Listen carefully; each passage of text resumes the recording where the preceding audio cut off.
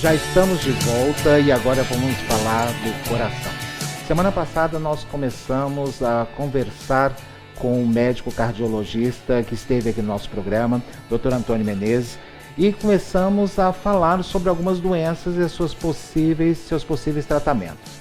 Claro que o assunto ainda vai gerar uma boa pauta, principalmente porque as nossas dúvidas são diversas, enquanto nós lembramos do nosso coração.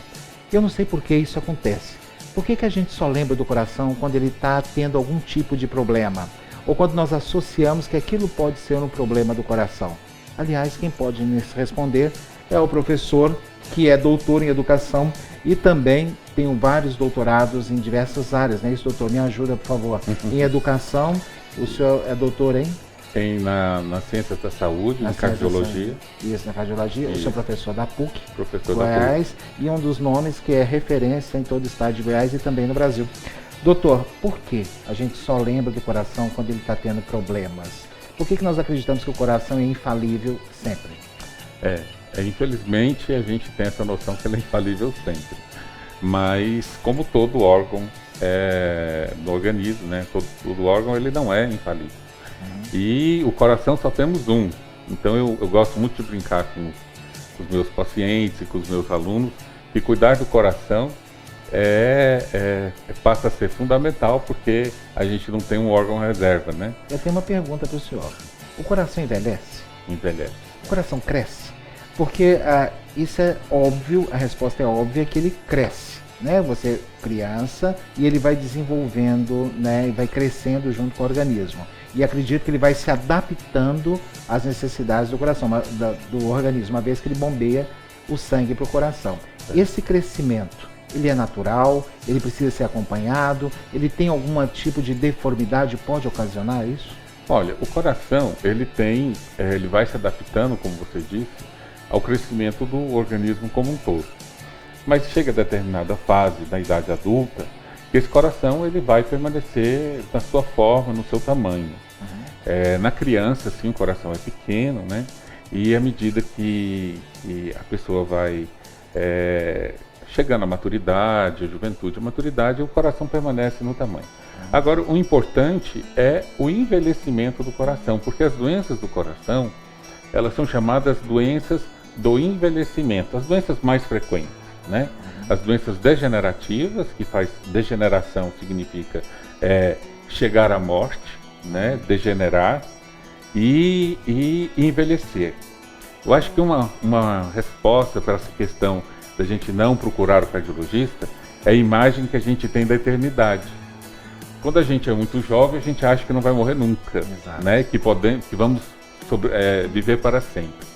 E a maturidade, à medida que a gente vai percebendo os limites da vida, e realmente os limites da vida chegam, inclusive para o coração. Então, o tratamento, o diagnóstico das doenças do coração, ele tem que ser feito antes que o coração comece a dar os primeiros sinais ou a dar grandes problemas e diminuir principalmente a qualidade de vida, que é isso o que nós buscamos sempre, né? O coração envelhece a partir de qual idade, doutor? Existe uma idade? Olha, especificamente não, mas ele envelhece todo dia, como tudo, né? As células miocárdicas não são diferentes. À medida que a gente vai vivendo, as células elas vão se cansando, elas vão sendo substituídas por outras células. Então, uma idade após os 60 anos, que a gente conceitua como os idosos, 60, 65 anos, você tem doenças que não teria antes, né? Por fenômenos como uma fibrose do coração, o enrijecimento do coração, porque ele é uma bomba, né? E o número de vezes que o coração bate por segundo, somado ao tanto de anos que ele trabalhou ininterruptamente, que ele não pode parar. Então, é claro que a preocupação, com o seu órgão vital, ela tem que estar sempre frequente, né? Tem que ser uma coisa que está sempre assim, uma pulguinha atrás da orelha, né? Quando a gente começa a envelhecer, e a gente quer envelhecer bem.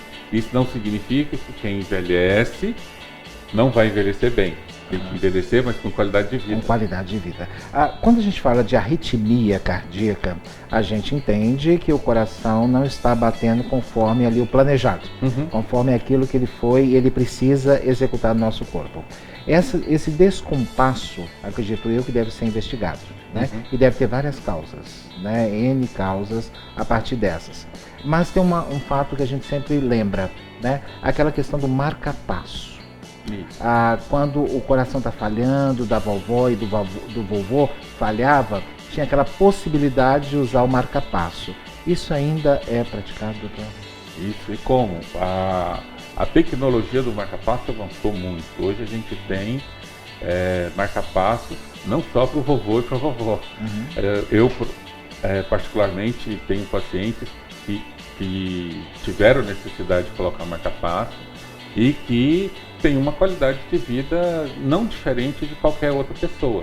Eu tenho pacientes que, por exemplo, mesmo vovôs e vovós, né, vamos assim chamá-los, eles fazem hidroginástica, fazem a sua corrida, fazem o seu passeio, têm uma vida. Isso está sendo, em função da tecnologia, né, está sendo muito desmistificado. Porque antes, colocar o marca-passo significa estou prestes a partir. Já comprei o meu bilhete. E associado a um desconforto gigante. Isso, né? Porque se limitava a vida, né? E você ficava dependente completamente de um ritmo só do coração que era dado pelo marca-passo. E com a tecnologia hoje, o marca-passo ele se adapta à sua vida. Ele ainda continua com a mesma tecnologia, a mesma fase de implantação, coloca debaixo da pele, aquela válvula que dá direto no coração e que ali... É uma sondinha, né? E você passa pela veia e o marca-passo ele fica por debaixo da pele, se faz uma incisão de uns 3 centímetros, e normalmente ou por debaixo da pele ou então por debaixo do músculo, esse músculo que a gente tem aqui, que é o chamado peitoral, que protege a bateria do marca-passo, que é o marca-passo. E essa bateria ela é reposta? De qual período? Como que é feita essa reposição? Essa bateria, ela em média, ela dura em torno de 8 anos, 9 anos. E o paciente, ele deve fazer o acompanhamento do marca-passo, eu também brinco com os doentes, fazer os seus pit stops, né? Porque ele está eletronicamente agora monitorado a cada 6 meses. Então o paciente faz uma avaliação, ele vê como é que estão as condições do marca-passo e aí a gente libera ele para viver os próximos 6 meses. E é muito interessante porque o paciente ele se sente seguro, né? Então é feitas as avaliações, essas avaliações semestrais, e ele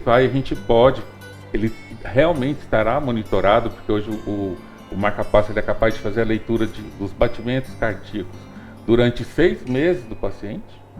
Ele traz um gráfico, né, que você tem toda a tecnologia para te mostrar como é que foi a vida desse paciente cardíaca durante os 6 meses, e a partir de então você programa, vamos assim dizer, os próximos 6 meses. E aquelas situações que parecia também desconfortável, principalmente para quem utiliza, quando passava um detector de metais que disparava, gerava aquele desconforto, ainda continua dessa forma? Continua, porque o marca-passo, ele a composição dele é de titânio, né?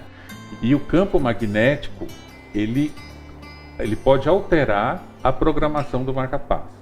Então, ao contrário do que muita gente pensa, que o problema pode ser um campo elétrico, por exemplo, a tomada, ou a geladeira, ou o chuveiro. Não, é o ímã. Essa questão do campo magnético, de atrapalhar o funcionamento do marca-passo, acredito que seja um grande temor das pessoas que utilizam, não, doutor?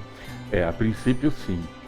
Os pacientes, quando colocam o marca-passo, nos primeiros meses, eles ficam temerosos, porque na realidade você está colocando no seu corpo algo que não pertence ao seu corpo. Então essa relação com o marca-passo é uma relação que à medida que nós vamos exercendo a profissão, a gente vai conseguindo entender com mais propriedade, e é uma relação entre o desconhecido, né, e causa muito medo.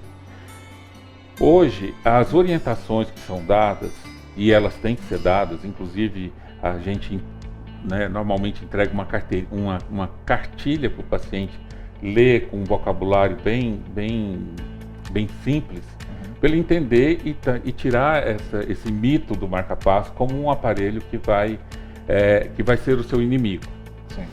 E o campo magnético, desde que você tenha a sua carteirinha e você avise que você tem, por exemplo, você vai passar numa porta de banco. Essa porta de banco, ela tem um campo magnético. Sim. E os pacientes portadores de marca-passo, eles têm a sua carteirinha e apresentam ao guarda, quem estiver tomando conta do banco, e ele passa por uma porta para evitar o campo magnético. Por quê? Porque o ímã, ele pode modificar a programação do marca-passo. Nossa, isso é sério, hein? E porque você fica preso dentro da cabine. Sim. Com campo, isso é problemático. Uma outra situação é os aeroportos. Onde tem que fazer aquela vigilância, né, de metal, e também você se identifica e você não precisa passar na detecção de metal. Agora sim, tudo tem seu preço, né, doutor? Se nós queremos uma vida saudável, um coração batendo, o que é mais importante, nós temos que nos adequar. E quando nós precisamos do equipamento, ainda bem que tem, né? Que se não tivesse, ia ser bem pior, a nossa expectativa de vida diminuiria bastante e, consequentemente, a nossa qualidade de vida, né? E tudo na vida adaptado. Quando nós temos a necessidade, embora, né, nós tenhamos uma certa resistência, mas o mais importante é a vida e prolongar essa vida. Não é isso, doutor? Muito obrigado pela sua participação aqui no programa Mega Profissionais. É uma pena que realmente o tempo com o senhor passa muito rápido, né? O senhor tem muito conteúdo para nos oferecer e ficará sempre o convite para que o senhor retorne o mais breve possível aqui no nosso programa. Muito obrigado. E já estamos chegando ao final. Muito obrigado pelo seu carinho, pela sua audiência. Continue a manter contato conosco através das nossas redes sociais e também participando da nossa plateia virtual. Espero todos vocês aqui na semana que vem. Fiquem com Deus.